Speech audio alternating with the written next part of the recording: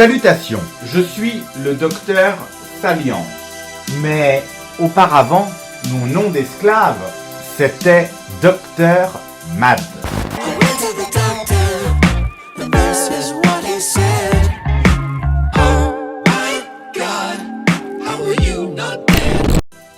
Dans la vidéo d'aujourd'hui, nous allons parler du comics objectivement le plus acclamé de 2023.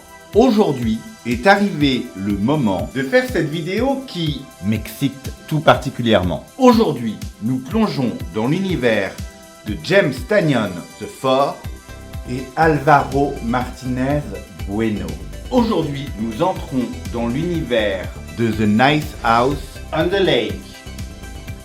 En seulement 12 chapitres et 280 pages, ce comics m'a transporté dans les tréfonds glauques de l'âme humaine. Ah! Est-ce que tu es prêt? Non.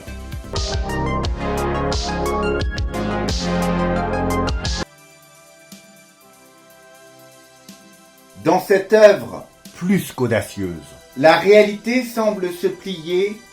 Non. Non. Non. Non, pas du tout. La réalité ne semble pas se plier. La réalité se plie littéralement.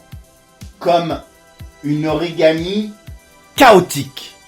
Dans cette saga, un groupe hétéroclite d'amis, ou pas, est convié par le fort mystérieux Walter, le centre névralgique de cette petite bande, dans une maison de vacances idyllique.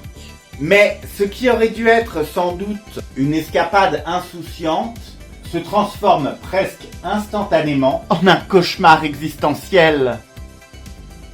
Lorsque Eric, Bonnie, Riley, Teddy, Chloé, Xander, Kelly, Andy et David découvrent qu'ils sont piégés dans cette maison alors qu'un cataclysme fait basculer le monde extérieur. Les masques sociaux tombent, révélant les profondeurs abyssales de la psyché humaine. Chaque personnage devient... Non, pas du tout.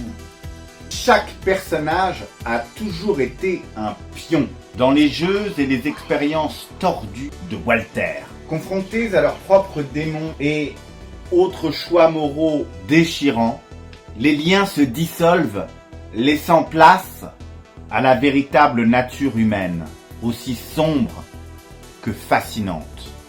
Cette œuvre, oui, cette œuvre, est aussi complexe qu'un labyrinthe de miroirs déformants.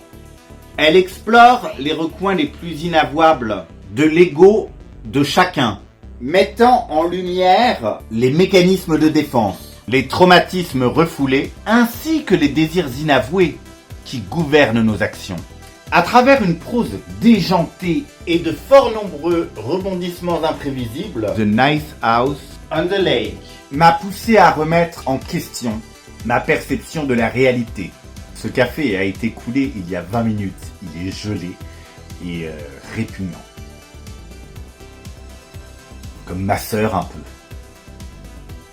Et à explorer les profondeurs abyssales de ma propre psyché. Ce comics est une plongée vertigineuse dans l'abîme de la comédie humaine.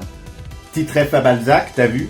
Abîme de la comédie humaine où folie et lucidité se confondent dans un tourbillon hypnotique de fascination et de terreur.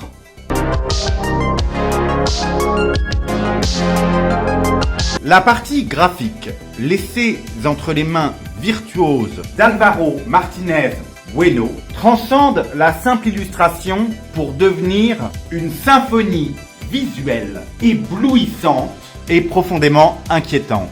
Chaque page se mue en une tapisserie richement brodée, où chaque trait, chaque nuance de couleur conspire pour insuffler la vie à une atmosphère saturée de mystère et d'angoisse. L'architecture de la maison, par ailleurs traitée comme si elle était l'un des personnages principaux, est d'une élégance moderne et minimaliste, se dressant comme un bastion de calme et d'apparente sérénité, et pourtant enveloppé d'une aura de terreur latente, qui se déploie avec une insidieuse subtilité. Les lignes épurées et les angles nets du bâtiment contrastent violemment avec l'incertitude et la paranoïa qui suintent des interstices de chaque planche. Les personnages sont quant à eux dessinés avec une minutie quasi chirurgicale. Leur visage capturant la cacophonie d'émotions complexes qu'ils traversent tous au long du récit. Cette expressivité m'a emporté dans le maelstrom émotionnel de cette intrigue. Bien que le dessin numérique ne soit pas forcément ma tasse de thé préférée, je dois bien avouer que j'ai été ici particulièrement impressionné. Mon bilan concernant cette série va être une nouvelle fois très rapide. C'est génial, c'est super, c'est magnifique, c'est profond, c'est malin, c'est à lire à tout prix. Le seul petit point négatif, ça serait... du coup, c'est tellement bien que c'est presque un peu trop court.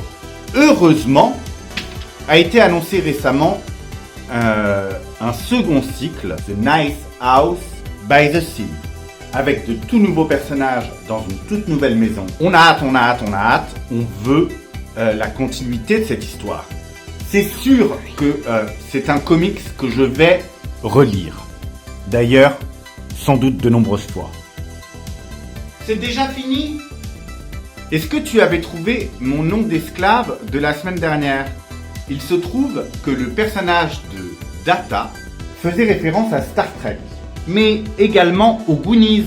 Je te laisse mettre dans un gentil commentaire si tu as trouvé, si tu as la référence, ta réponse pour mon nom d'esclave de cette semaine, qui était Dr Mad.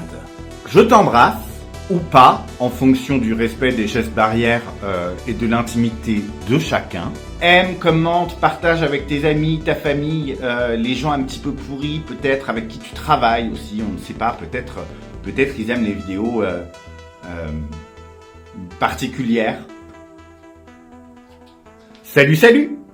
Du coup, est-ce que tu as envie de me connaître ou pas ? Est-ce que tu as envie de me connaître ou pas, du coup ?